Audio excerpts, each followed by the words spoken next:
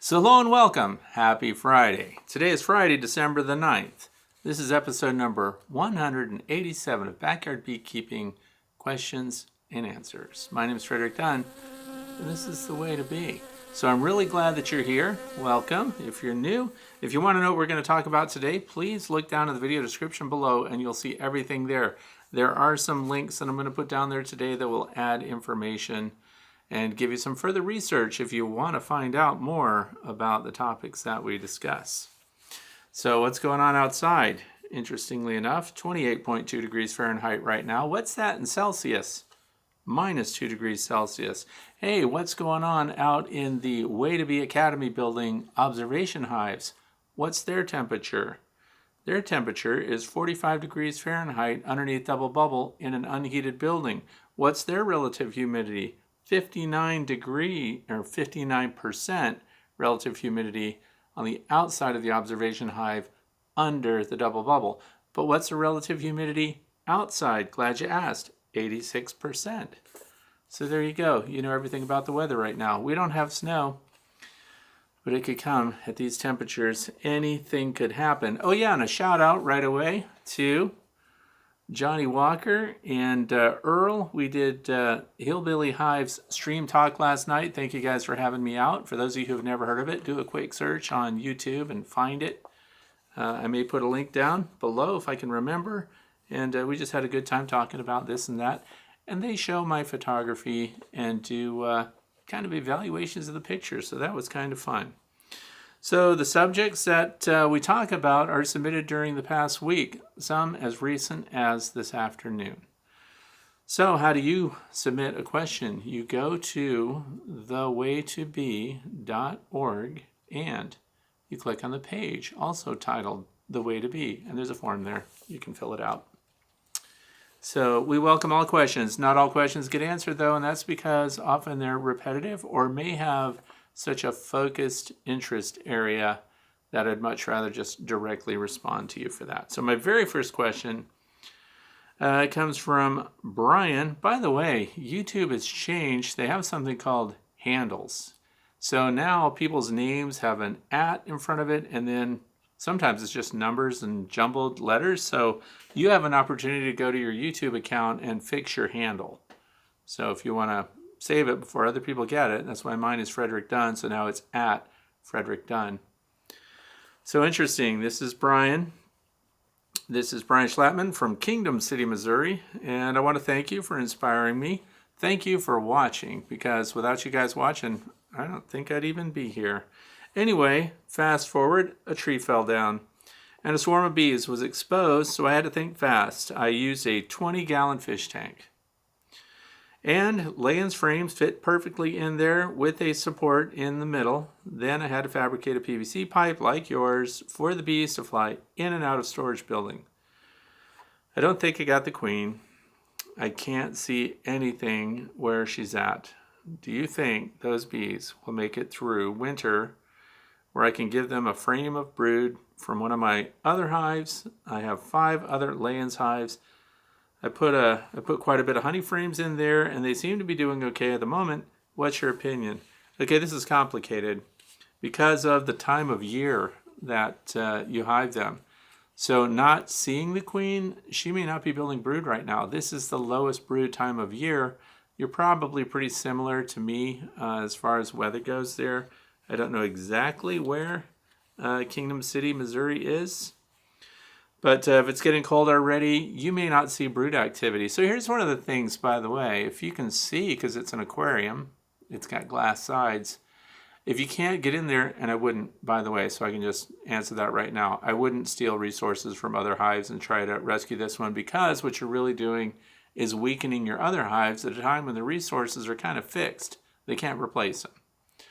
So I would favor my established hives, and I would keep them as they are and just kind of see where this one goes. But if you look for those little fuzzy, silver-colored, light-colored new bees, those tell me when I'm looking at something that's got a glass panel on it, like an observation hive, if I can't see brood, but I see those, then I know that they'll be producing some brood in there, and that's kind of my indicator. Here's the thing, I wouldn't do anything except make sure they have resources, and then just watch them and see what they do. And because you have glass and you have an opportunity to peek in on them when you get some warm weather days, I think you'll begin to see down the line if their numbers are just going down, if they're replacing their numbers. Because worst case scenario, if there is no queen, right, then they will just live out their lives and meet an end. Now here's the other end of that I'm thinking about while I'm talking. If they are broodless, this is also a great opportunity. I don't know if you have the equipment to do it, but if you have the safety gear and you have oxalic acid vaporization capability, this would be a great time to go ahead and treat them. Last thing you want to do is have a colony that's queenless just degrade and be loaded with mites and then potentially get robbed out by other bees on some hot day, and then the mites get out and go to another hive. So you have an opportunity to knock mites down, but I wouldn't weaken another colony just to keep that one afloat. So I'm sure people can comment down in the comment section if they've got other opinions on that and suggestions, things you might do. Comments are always welcome. If you have a link that's associated with your comment, or if you're trying to show me another YouTube or something like that, those automatically get held. That's not like you're being singled out. Leave them, and eventually when I look at it, if it's a related link, then it gets released and other people can read it. So be patient. It takes me a while. I'm not always on YouTube. So anyway, this one comes from another handle at VYTBBB7146. See, that's what YouTube did. It says, okay, Fred, now tell me, if bees that collect nectar do not have mites, then how the HE double hockey sticks, those mites, get to the hive? In that theory, robbers don't have mites either. So who brings them? That's actually a really good question, and I know the way it's worded, the person here is probably frustrated, thinking that we're putting out bad information, but you may wonder about the context of this question. And so this is why I think it's worth answering. I was talking about feeder stations last week on the Friday Q&A, and I said that because I had this opportunity while they were cleaning up the end of the year frames that were crystallized and otherwise you couldn't extract the honey, so I just put them out on warm days for feeding stations. And then I decided to do mite counts on those bees. And predictably, I didn't get any mites, and I did several mite counts on those bees throughout the day. So then the concern here is that, well, then how do they go from hive to hive? It's a very good question. And mites are complicated. And if you're new to this and you're like, what kind of mites? What are we talking about? We're talking about a parasite on the bees known as the Varroa destructor mite. And these things parasitize Apis mellifera, our honeybees. Now, they didn't start out that way, but that's where they're at now. Apis cerana used to handle them, and everything was okay, but now they're here. So the question is, when we have these mites, how do they reproduce? How do they get around? And how do they spread from one hive, one colony, to another? And this is what often makes people concerned when they have a new beekeeper in their vicinity that says, yeah, I got my bees and I'm just not going to treat. I'm treatment free and I'm just going to let them live or die. And that's kind of a Darwinian philosophy for keeping bees. But I think these people often skip over even what Dr. Seeley says, who put out a whole paper on Darwinian beekeeping. It doesn't mean you just let them die. It means that if you're treatment free, that you monitor, that you find out if they are becoming overwhelmed with mites, and you actually have to euthanize a colony that gets overwhelmed with mites if you're not willing to treat them. And then you're stuck with just colonies that make it on their own without the mites. So anyway, with mites, but they survive and they're resistant. So it's a very complex thing. So the other thing is the Varroa destructor mite is very complicated. They're very sophisticated and they're blind. So we had Dr. David Peck here talking about mites a while ago. I think that might have been last year, early this year, actually. We did an interview with him. He's a mite expert, worked with Dr. Seeley. But the thing is, they travel by pheromones. They find their host by pheromones. So when the Varroa destructor mites are reproducing under the capped pupa inside the hive, there's a lot going on. You'll never see a male Varroa destructor mite scooting around on the comb inside your hive because they only exist inside the cell where they are reproducing. But it's the first egg that adult varroa mite, what's called a foundress mite, the first egg that she lays, hatches out, that's a male. And after that, it's females. And that male mates with his sisters right there. Sometimes these larger cells, like those with drones in them, get multiple foundress mites together. And so they even have more than one reproducing inside there. So the working it out, the calculus of how many mites you're going to have ultimately is not always simple.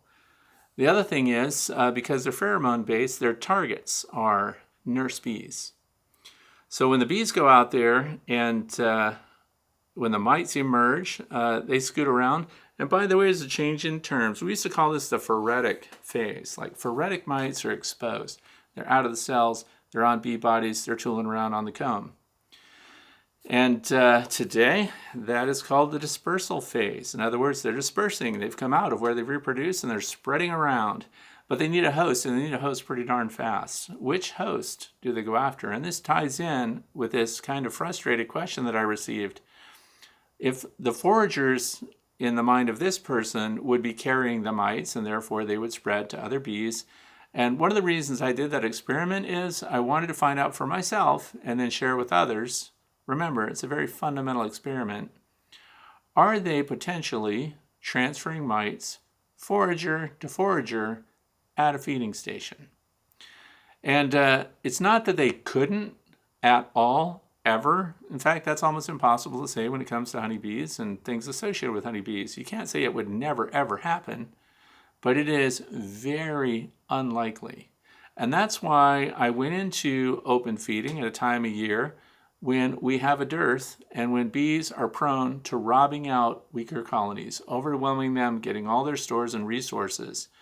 That activity is where the risk is.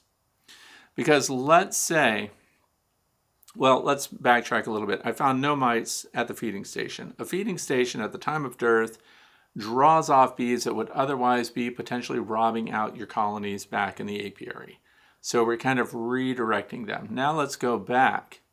If you had a varroa destructor mite on an adult bee and it left the hive, what is that mite's incentive to get off of that adult bee, which is literally its life support, and then take a chance that it can clamber from bee to bee?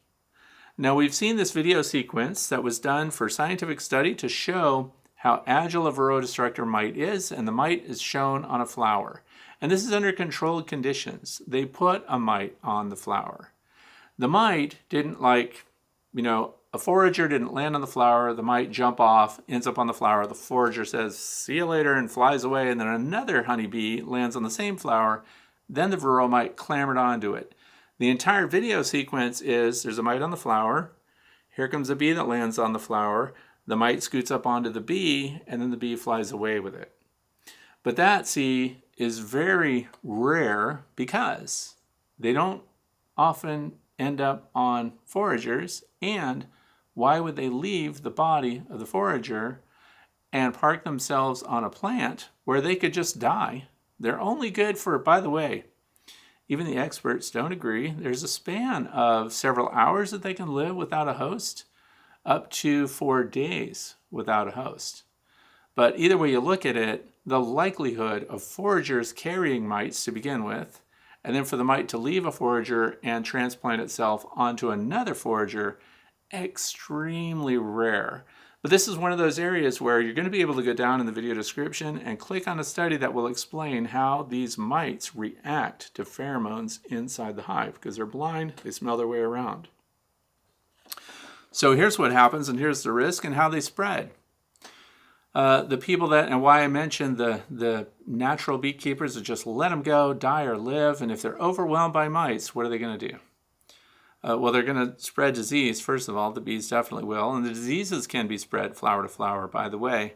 And the varroa destructor mites that are occupying the bodies of these bees are killing the bees. The bees are dying out. The colony is ending. And what happens to a colony that can't defend itself? It's getting robbed. So remember, some of the states, which used to be the phoretic state, now it's a dispersal phase, these mites are clambering around on the comb, and that's when the comb, getting robbed by other bees, may pick up a host, and then you've got what's called mite farming. Some people call it mite bombs and things like that. But if the colony is unhealthy and in decline and headed for failure, the robbers now can pick up those mites when at the end of the year, just as you're going right into wintertime. And this is also why a lot of beekeepers that are treating for mites and counting mites and things like that, they can also end up right at the end of the year just going into the cold period when they should have low mite numbers, because after all, they did all these great treatments, and all of a sudden they get some measurements on one colony and their mite numbers have exploded. So a couple of things could have happened to cause that number of mites to increase. One is the number of bees in the colony would be getting smaller going into fall. Therefore, the mites have fewer bees, if they're present, to congregate on. So now we have multiple mites potentially on single bees, or more bees get mites on their bodies. The other side of that is, if a colony is dying out at the end of the year, getting robbed at the end of the year, which really happens often, then the healthy colonies are robbing those colonies, and therefore not only do they come back with mites on their bodies, but even some of the bees in the failing colony come back with them. It's called drift, and they end up in the new hive. And then where do all those mites go? Right to the critical part of your hive, right to the brood area. So the studies that I hope you'll read down in the video description, it shows that the mites actively seek out nurse bees. Everything inside the hive is pheromone based. And there's a pheromone that nurse bees have that foragers do not. So when the mites are in their dispersal phase now, and they're looking for a host, and here comes a forager, it doesn't smell right, don't like that. And then they tool over here, here's a nurse bee, smells great, great nutrition and everything else, soft body, and they latch onto them. So they've also showed that the mites actively seek nurse bees, young bees inside the hive. Not freshly emerged bees, however, but those that have matured a little bit and they're doing nursing duties. Because remember, your first bees that are coming out are doing cleanup duty and things like that. The nurse bees are a tiny bit older and they're nutritionally superior. The other thing that they found out is they're also repelled, these mites, as they're cruising around, by the type of royal jelly load that gets put in on a developing queen larva. So we know that they all start off on royal jelly, all the workers, all the cast, but of course the queens that are selected to be developed get more royal jelly over an extended period of time and superior nutrition, but there's something about the composition of that actually repels the Varroa destructor mite from wanting to get in there. So first of all, we know that queens don't pupate as long as workers and drones do. So they're also not appetizing for that reason, but it's a pheromone rejection. So there's a lot going on, and I hope that helps to explain some of why I said what I said about the foragers at a feeding station not being a great place for Varroa mites to transfer one to the other. So I still think it's a very safe thing to do to provide open feeding if all you're worried about is the transference of Varroa destructor mites to other colonies at that station. The real risk is in failing colonies, failing hives that are not cared for, and the Varroa mites are jumping ship there. Then you can get the mother load and get a domino effect throughout your colony to all the strong colonies that are doing the robbing. So I hope that was helpful. Question number 3. Sean from Iowa City. I'm a second winter beekeeper with 18 colonies. Following your methods for hive setup, including 3/8 inch by 2.5 inch entrances. Morning walk bee inspection found an entrance reducer pivoted so that one end was in the hive and the other was sticking out. I pushed it back. The next morning I found the same thing on 2 hives and chewed plastic disc and on a nuke. So no mice my first winter, but now I'm certain that deer mice are pushing at the too small entrance and moving the wooden reducer. Set a couple of traps and caught a deer mouse on top of the hive. made some tighter fitting wood reducers, and will replace the chewed entry disc on the Nuke. Here's my question. When should I fix a mouse-proof entrance on? Day or night? I don't want to seal them in if possible. Other ideas about making sure the mouse is out before sealing, rather not take hives apart here in Zone 4 in December. Good idea, don't take the hives apart. And I have a huge advantage because I get to watch these mice acting on the hives, jumping all over the place, trying to get in, thwarted by that 3/8 of an inch. That's right, just remember bee space. Bee space is 3/8 of an inch. If your entrance reducer is only 3/8 inches high, the house mouse, which is all gray, can't get in. And the deer mouse, which is tan on the back and white on the underbelly, they can't get in either. So, and they're persistent though. They'll go out there and chew at the entrance, and they'll do everything they can to try to get in. So the question is, when should I modify the entrance if it looks like one might have gotten in? Well, on these warm days, I think we've got some warm days coming here. I don't know what's going on there in Iowa City. But if you get daylight temps, and I think the activity of the colony is more critical than the actual temperature. Because what the mice can't handle is bees that are moving around inside the hive because they're going to come after it, they're going to sting it, they're going to get it out of there. So what the mice tend to do is when it's a warm day, they scoot out of there before sunrise. And they're out foraging, jumping around, getting under humus and stuff like that. And then at night, after sunset, when the temperatures start to drop and the cluster is forming up and there's no more bees on the landing board, the mouse scoots in. And then they spend the night there. And if winter sets in for good, because the mice are also dragging in grass and other stuff like that, it's very rare that a mouse just gets in there, sits in a corner, and hunkers down and hopes for the best. They tend to kind of nest build in there. If you've got a slatted rack or something like that on your hive, then they build under the slatted rack, and they're trying to benefit from the protection of weather and also the secondary warmth coming off the cluster. So if your bees are actively going in and out, if you've got foragers, they're doing cleansing flights and stuff like that, then that's a time when you can be 99% sure that the mouse is out of there. That's when you close things up. And some people may be concerned, well, what if they have baby mice in there?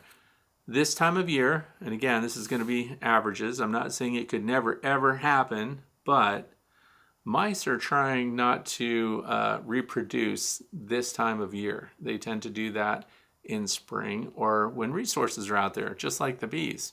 So the mice are foraging for food all night long. They're pretty nocturnal too. And they scoot in there in the daytime unless the bees are awake and mobile, and then they're scooting out. And the speed that a deer mouse can cover ground and leap from the ground onto a stand, onto the front of a hive, and check things out is astonishing. So I'm glad you caught one. That's the fun part. You end up catching a lot of them. The best way, though, is, of course, to find out that they can't get in the hive and then just let them scoot around and run anywhere they want to. They're all just looking for cover. So I have a YouTube that's called, I think it's The Best Mousetrap or whatever, but it's my box of certain death.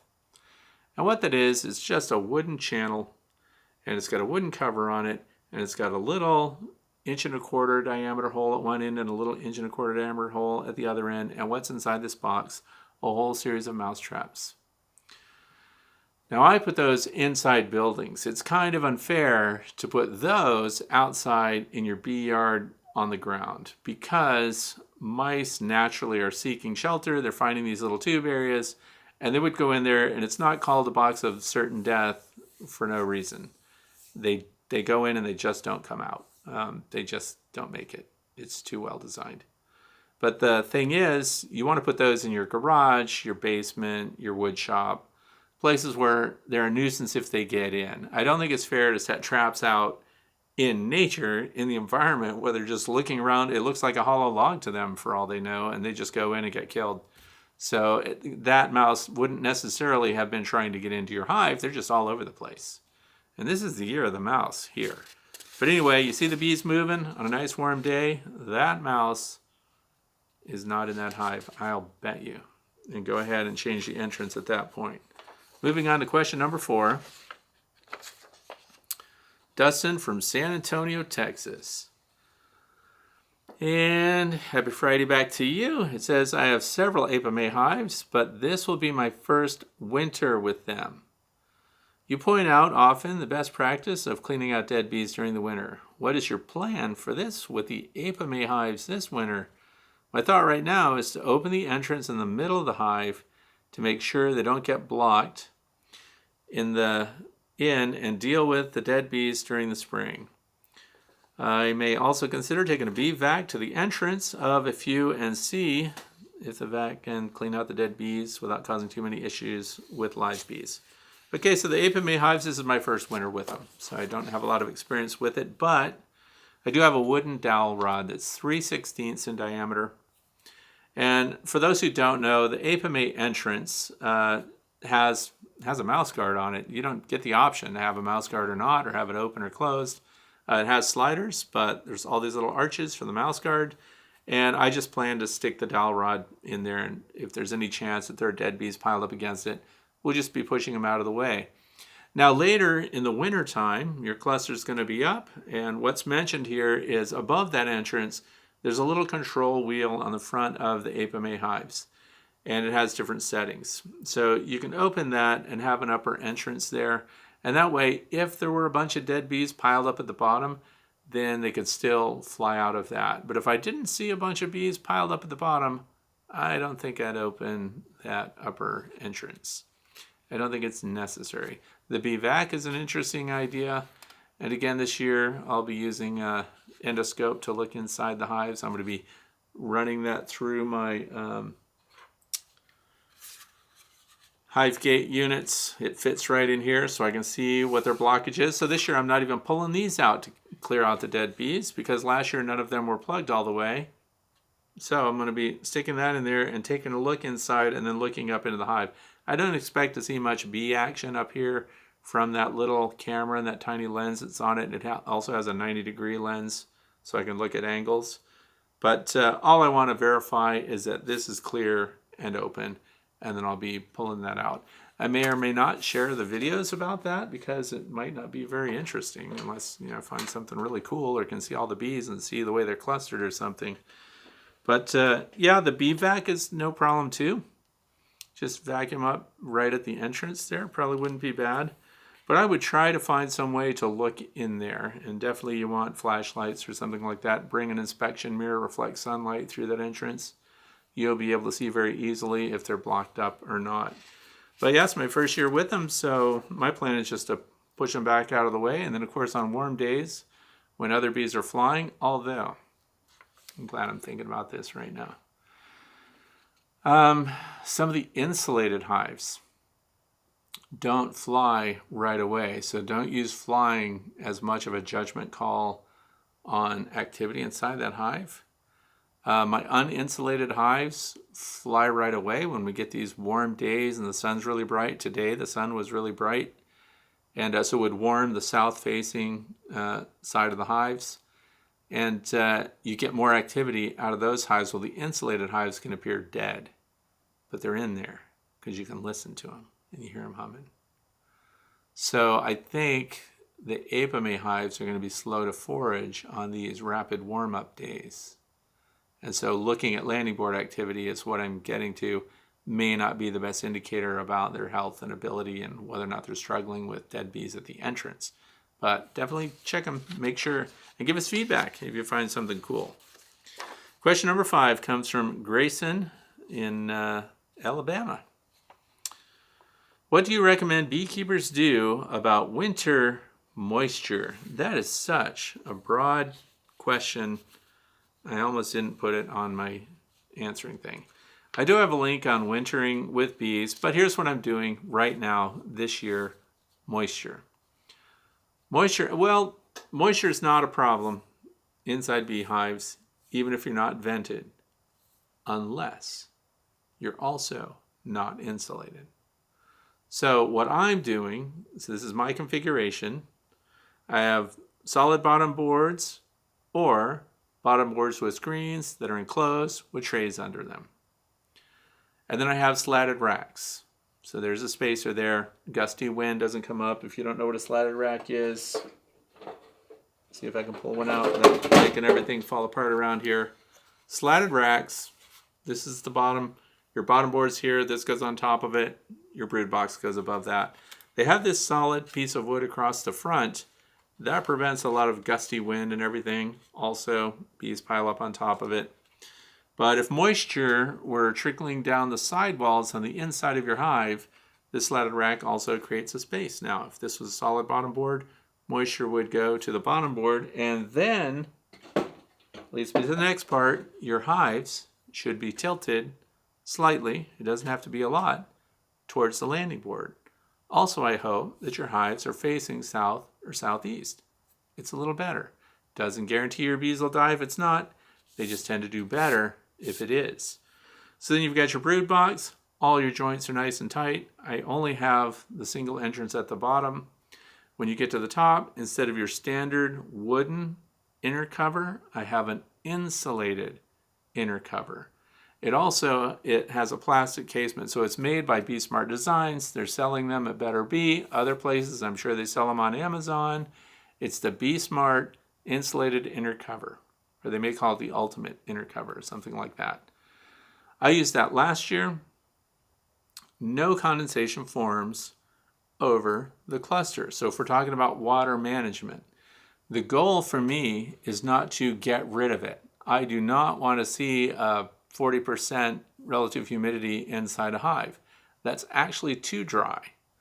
What we want is for the moisture to accumulate on the walls at the dew point, slightly under the cluster where the bees can access it because they need to hydrate. Where we don't want it to form is directly over the bees on the inner surface of that inner cover. So if it's a non-insulated inner cover, you need a vent up there, because now we have cold air coming to that surface. If you've got a metal capped telescoping outer cover and that sits right onto that thin wooden inner cover and there's no insulation, then you've got cold air up there, which means you've got warm air coming off of your bees, hitting that cold interface, creating condensation, and where's it located? Directly over your bees. That's why if you have that configuration, yes, you need some kind of top vent to keep some air moving away from there. Now that also means that your bees have to generate more warmth because they've got a constant flow of cooler air coming in from the bottom and exiting the top, and they can't stop it. So my preference is a single entrance at the bottom, no cold interface directly above the bees because now it's insulated, therefore a heat capsule forms, and that heat capsule doesn't bleed off through any openings at the top, and therefore there's no condensation above the bees because the dew point is not achieved there. The other thing is, where are your hives located? Moisture, humidity. All my hives are 16 to 18 inches off the ground, out of skunk range. This is beneficial for your bees if you live in snow country, because now when your bees leave the entrance, they fly out, they're a little bit up in the air. They don't dive bomb immediately into the snow. So if you've got hives sitting on the ground, those hives at the bottom have higher humidity situations. Higher humidity conditions. The snow banks up against them, and when there's a big melt off, it doesn't melt off and away from the hive. It melts against the hive, and the ground gets wet right there, and there your hive sits in wet. So you have humidity issues when your hives sit on the ground. That's why I tell all the people that I'm mentoring and people that are listening that if they'll just consider, maybe there are advantages to getting your hives up off the ground so even there's free movement of air underneath. Food for thought. So, and where your hives are situated, you want to make sure you're not in a wet area. So a lot of things contribute to moisture inside your hive, and we want to keep it out. And that's how I do it. So, oh yeah, and size your hive correctly for the population of bees. You're going to have moisture problems if you've left 4 or 5 boxes stacked going into winter, thinking you're going to save all of that honey for those bees. They cannot control that environment at all, and they're not trying to. They're trying to control the warmth in their cluster. What's the size of the cluster? Could that fit in 2.5 boxes? Then that's all you need. If your cluster occupies 1.5 boxes, you should not have 4 boxes on your hive going into winter. You just shouldn't. Because the areas above and beyond your bees, everything's going to get cold at night. Even with the passive warmth that's going up there, the risk of attaining the dew point on capped honey above your bees exists because there aren't enough bees to fill the space. Therefore, the space is oversized. Therefore, there's more condensation up there in these unused, unoccupied spaces than they otherwise would be exposed to. And that's because we're creating hives that are much larger than honeybees would normally occupy. Thanks to the work of Dr. Thomas Seeley on sizing your hives. So what size is it? Mine are single deeps with a medium, rarely a double deep. And the double deeps would be the 8-frame boxes. And then my triple deeps are 5-frame nucleus boxes. So 5 over 5 over 5. And that's because those colonies are pretty big in there, and look at the very controlled space, and the heat goes straight up, and those are insulated, and there's an insulation cap over the top. And again, condensation forms on the sidewalls, not above the bees. There you go, question number 6. I hope I'm not moving too fast. This comes from Ed Swart from Winona. It's got to be Maine. So, it's bee box building time. As a beekeeping carpenter, great skills, by the way. If you're going to be a beekeeper, you got carpentry skills, you're way ahead of things. I build my own hives, and like you, I enjoy experimenting with design. I built some upgraded Langstroth boxes and insulated Long Lang observation hive, similar to the hive design of Hyde Hives in the UK. My favorite. His favorite, that's what he said. Right now I'm building a unique Layens hive, but what I'm really curious about is the interesting Ukrainian hive designed by Vasyl Pryatelenko. See the YouTube videos of Dr. Victor Versov. Now, Dr. Victor, he subscribes to me, used to comment a lot. So actually, I'm glad that you mentioned him. And have you seen these innovative Ukrainian beehives? I would appreciate your opinion of it and maybe one of your fancy drawings too. Well, I'm not going to do a fancy drawing of it because what I like to do is give a shout out every Friday. And today it's going to be Dr. Victor Fursov, Fursov. And it looks like it's similar to a Layens with the deep frames, but he's got mediums. And what's different about the way his hives are set up, and he's in Ukraine, so I figure we should support some people that are in Ukraine. I've always wondered what their beekeepers are doing and how they're handling everything that's going on there. So I'm going to provide a link down in the video description to his video that shows, by the way, a lot of his videos he doesn't speak English on, so I'm going to give you a link to one of those where he does speak English and he does explain his hives and his philosophies, which are in contrast to a lot of beekeepers I know. And that's not bad. It never hurts us to listen to someone else's method of managing their bees. And the reason I wouldn't personally build a hive the way that his is configured, it's so unique. The frames wouldn't be compatible with other hive designs here. That's kind of our trouble when we get into beekeeping here in the US and we get excited about all these different hive designs. Unless they have a lot of standardized gear that we can kind of interchange from colony to colony, which makes it very convenient.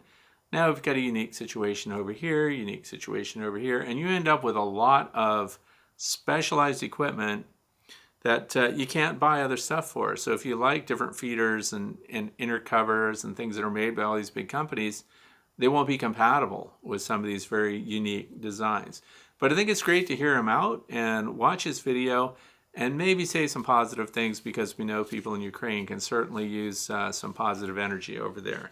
So what better place than to go to Dr. Victor Fursov, Fursov, and tell him we said hello and wish him well with his bees and maybe find out what's kind of going on there.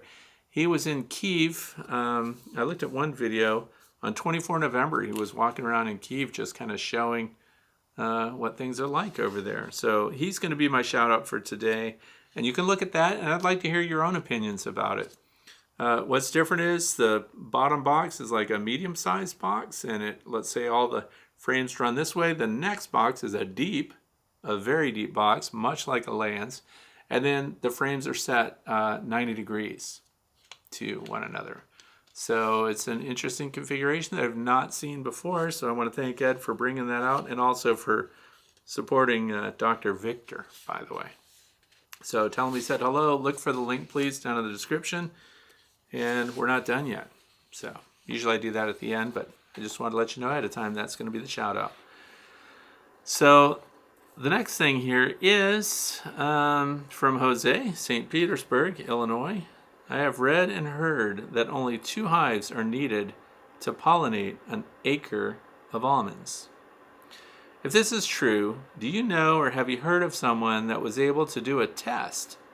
The test would be 2 hives, 1 acre of almonds, monoculture crop that had cover crops year-round. Did that enable just 2 hives to thrive? Okay, so this is kind of a conflicting thing. So this is from Jose. It is the standard. If you look at, I have connections with the almond, not the growers, but the buyers and sellers, the number crunchers from Blue Diamond Almonds. And we're talking about, I just want to kind of give the big picture. The reason that honeybees are brought in to pollinate the almonds is because it's a monoculture and it does not support bees at any other time of the year. There are a lot of California beekeepers that migrate their beehives to pollinate almonds. Just to give you kind of the sense of scale we're talking about, in 2020, they produced more than 2.96 billion pounds of almonds. And there's more to this. It's very complicated. I went way down the rabbit hole today, and if you're somebody with a lot of extra time on your hands, this is also why I'm late in giving today's video and getting it done, is because I just got so involved in all the different things that are impacting the price of that colony of bees, grading a colony of bees that gets approved to go into the almond orchards so that they can pollinate them. And then what dictates the price? They're there for 6 weeks. It's the first big commercial migratory pollen operation in the US. There are more than 70% of all commercial beehives in the United States end up in California for that 6-week almond pollination season. And listen to this. One of the ways that they work out the pricing of everything, first of all, almond growers. Now, I'm not quoting anybody that works for the company I mentioned. Almond growers are looking for, big surprise, the biggest return on their investment. Depending on honeybees to pollinate is partially a gamble. You don't know if all the pollinators necessary to manage the scale of the almond orchards in California, you can't guarantee they're going to show up. You can't guarantee they're going to make the grade. They don't know when some next big issue, other than the Varroa destructor might impact the availability of pollinators for their orchards. Now, it's a big deal because how do they price it? So the first, they have to forecast what their market's going to be. So they have to know what the almonds are going to be sold for and traded for. Futures, So people that invest in that stuff, they want to know what it's going to cost. What about water right now? They have water challenges. One of the ways that they're going to offset that is they have self-fertile almond varieties, and they're trying to expand that. Self-fertile doesn't mean that they don't need honeybees. It just means they need fewer honeybees. So they're gonna, if we're almond growers, we're gonna work on the things that require less dependency on the honeybees. How do you attract honeybee keepers to bring their hives in the numbers necessary to pollinate that enormous crop for just 6 weeks out of the year? Well, if they're gonna get honey somewhere else, the price of honey can compete with what they can earn going to the almond orchards. So for example, if their bees can go somewhere else early on, the advantage of the almonds is, and why most pollinators go there, there's nothing else to be pollinated at the time. I also found out that prunes are kind of an overlap there, but they don't get a lot for pollinating prunes. So here's kind of, this is the interesting part that I learned. You're paid a lot for pollinating almonds, and that's a variable thing. So how many bees are in a hive? Do your hives make the grade? How many hives are you bringing? Blah, blah, blah, on and on. So the thing is, you'll find out that things that they're pollinating, the commercial pollinators go to, that have a higher yield for the beekeeper. In other words, if it produces a lot of nectar and a lot of honey and really good quality honey, and there's a honey market that beekeeper factors in, you'll find out that those companies that require that pollination don't pay as much as almonds. Because when you go to almonds, you're not coming out with a huge honey flow off of it. So in other words, you're not coming out of there honey rich. So now you're not kind of double dipping, earning from the pollination service, but at the same time benefiting from an enormous honey crop, which is what happens with some of the other pollinator assignments or contracts that go on later. So those people that know that their plants are going to provide a huge nectar flow for those beekeepers, and the beekeepers are going to get a bunch of honey to sell from that, then they don't get as much for the pollination services. This is complicated. But the self-fertile, they also need cross-pollination. So in these orchards, you see there'll generally be a row of one type of almond, then a row of another, then the one type, then another. So it's zebra striped. So they need cross-pollination. Interesting. And yeah, 2 colonies per acre was the standard. And let me see if almond acreage is increasing. Also, I heard a story, rumor, of course, that the demand for U.S. almonds might be reducing. And therefore, of course, the price of almonds will go down, which impacts, of course, commercial pollinators, because everything else has a trickle-down effect. And if you're migrating, if you're bringing in your bees from out of state, trucking, transportation, all of these things change your liabilities as a pollinator, commercial type. Keep in mind, I'm not a commercial pollinator, don't know anything about it other than what I read and the people that I talk to that are in marketing and buy and sell for these big companies. So you would be talking to people like Randy Oliver, who is a commercial, beekeeper, and I know he's going to the almond orchards. He talks about it all the time.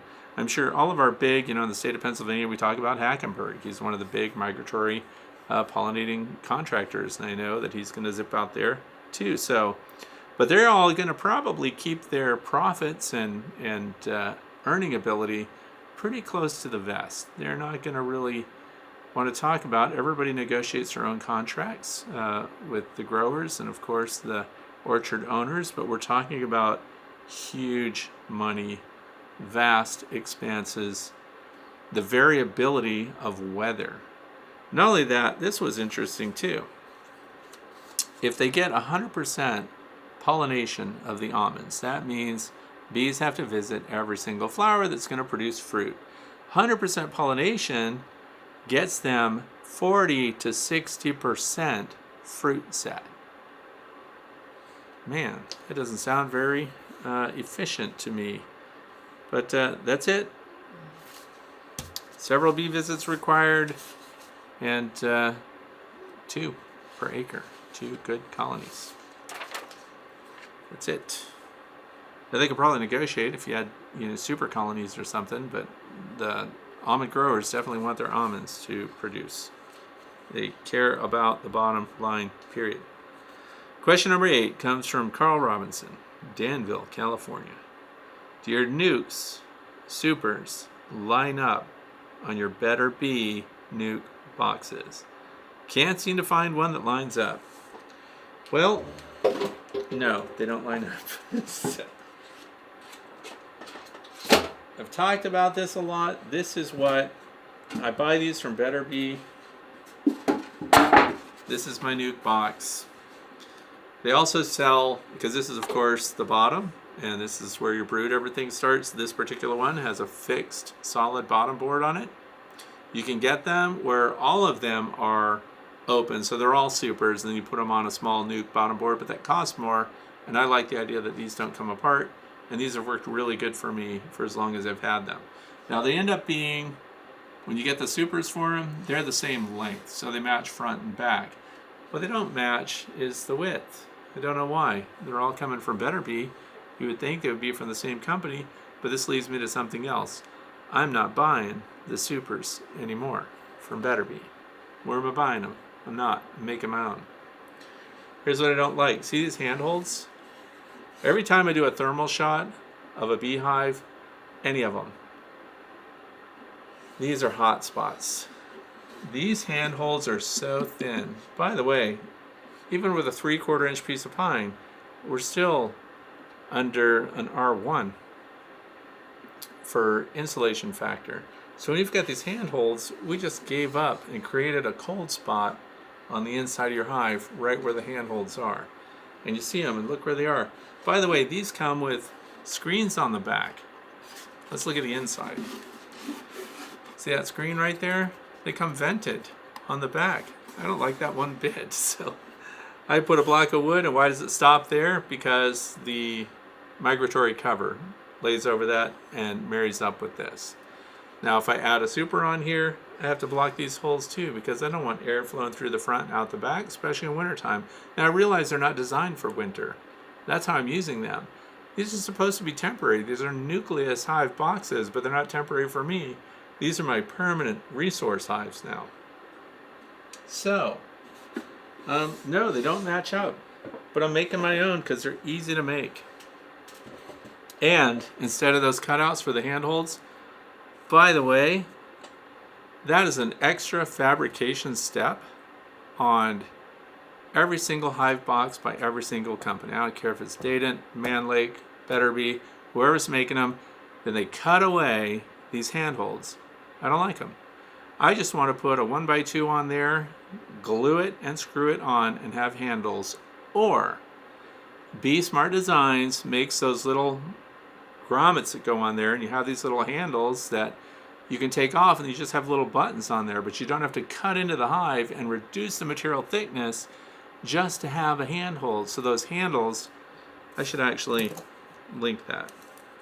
There's handles by Bee Smart Designs that you can eliminate that. So if you're making your own boxes, earlier on we had one of the people write that you're doing your own carpentry and stuff like that. I don't like the handholds. What's the purpose of them? Why they made that way? I'll give you a minute. Why do they cut in like that? I'll tell you, so you can stack all your boxes right up against each other without a space between them. So I don't need that. I don't do that. I'm a backyard beekeeper. So I want to attach my handles, and you can even cut them at a little angle so that when there's water running down, it doesn't pond on top of your handle. You can put a 20-degree angle on your handles and have a grip and a runoff at the same time. I like that. I also like, I've never done it. I probably need to make a video about Bee Smart handles with the little buttons that go on. And then use the same handles on any of the hives you're moving, and then they can still go right up against each other with just a gap of about that, whatever the button distance is. But those are good. That's it.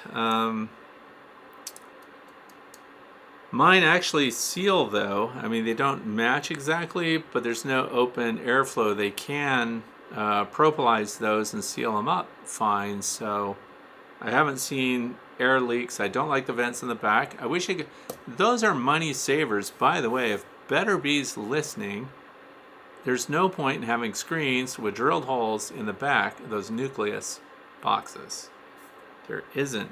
We don't need handholds, especially on a nuke. Look how little they are. We just grab them and pick them up. We don't even need handles at all.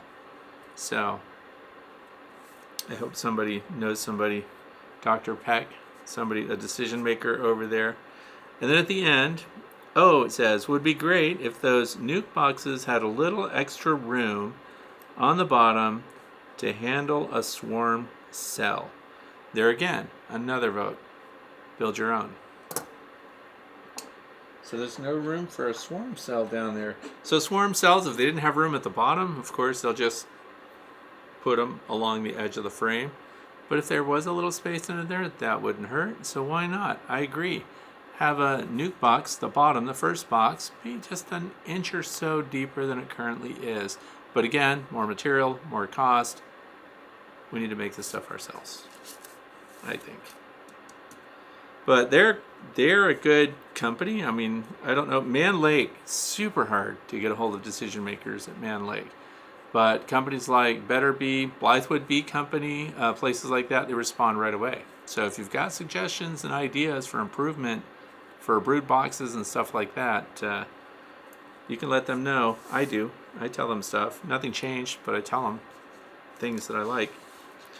Okay, so Carl's was the last question for the day. Now we're in the fluff section. There was something I talked about yesterday that I wanted to speak about.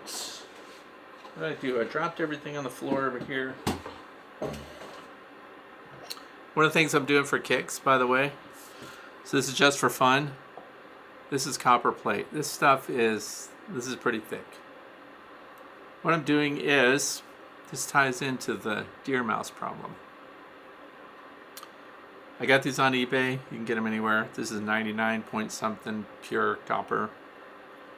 I cut these in half, and I'm going to cut a 3/8 of an inch segment out of the bottom, and then I'm going to mount these to the front of my hives where I see evidence of mice chewing at that entrance. And then it will get dark with age. It'll have a little copper patina, and it'll kind of look cool. Is it necessary? No. It's just fun to do. Copper is soft. You can cut it. You can work it. This is really dense stuff. If anybody wants the link to it, let me know. I'll get that for you. The other thing I was talking about during the interview I did with Earl and his friends there, I have taken down my bear fence. Now, I cannot tell you to take down your electric bear fence. I'm just going to share what I'm doing. If you do what I'm doing, disclaimer, you accept 100% risk. I live in Pennsylvania, rural Pennsylvania. I'm in bear country. We have black bears around. My hives in the past have been raided by black bears.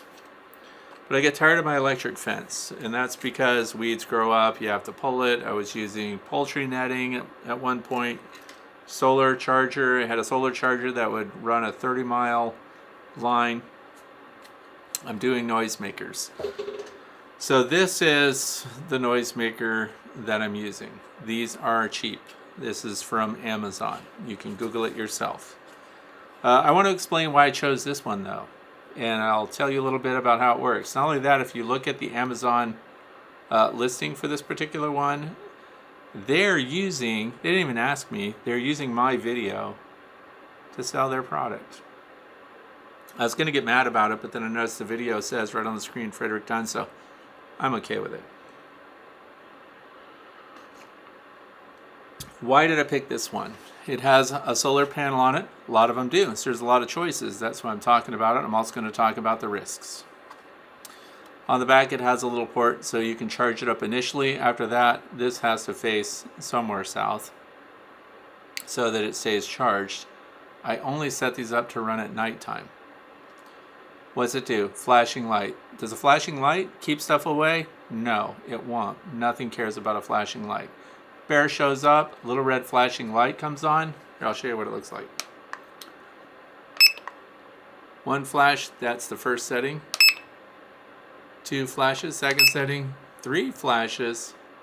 That's what I set it on. That's nighttime only, and that means when something moves around, it goes off and flashes like that. And then there's an audio part. The audio part is all I care about. Because I talked to the Game Commission guys, and we look at bears and everything else, and I like to see what they're doing. It's the noise that bothers the bear. So the other thing is, these go off when a rabbit goes through, or sometimes on a deer mouse, not always, so it's not that sensitive. But what I do is I, put these on T-posts, and we have these fiberglass posts that some people use for poultry netting and stuff like that. And there's a hole in the top. I just run a zip tie through that, zip it to the poultry post, and then that way I can move it anywhere I want. Pull it out if I'm mowing or something like that. But they go off. What does it work on? I haven't gotten a bear to come anywhere close. How long have I been doing it? I've had these out and I've had my electric fence completely relaxed for the last 2 years. This is a long test. Why? Because I don't want somebody to do what I'm doing, have it fail, lose their bees, and then be like, Fred told me to put this up and it would scare things away. So, scares fox for sure, chases away raccoons. Possums flip out about it. They don't even know what to do. Possums just act like they can't figure out what direction the sound's coming from, and they ping pong all over the place, because how many of these are in my bee yard? 15 of them. So they only come on at night. If you had this next to your house, you would probably just go nuts, because every time it goes off, even though this is way in my bee yard, I actually hear them when they start going off. That can be a good thing, because if I know, when I hear something, I also have cameras out there. So I pick up my phone, I look at the cameras. Oh, it's a skunk. So it gives you an opportunity to respond. These aren't going to call you, right? So if you have cameras or something, then you can see how the wildlife behaves around it. The deer move on. Deer are pretty smart, but they'll put up with a little noise. They don't like suddenly jump and run away when one of these goes off, but they just graze on and walk away. They don't want to stand there and hear it. Deer, remember, want to hear if another predator is coming towards them. That's why often deer on super windy nights move out into open fields, because in the woods on a windy night, something could be sneaking up on them and they wouldn't know it. So everything doesn't like noise, and particularly if I had a white light, for example, that was a motion detector, and a floodlight comes on, bears have walked right through floodlights, especially if they're smelling honey or something. They'll go right after it. They don't care. Bears hear very well, and they don't like this noise. So that's why, by the way, this one comes with a remote control. I don't care about it. I don't care that I could go out there and push a button and do a setting with the remote control. So why did I buy this one? Because what I care about is on the back here, and this one will do 128 decibels. Where is that? That better be on here. 129, I was wrong.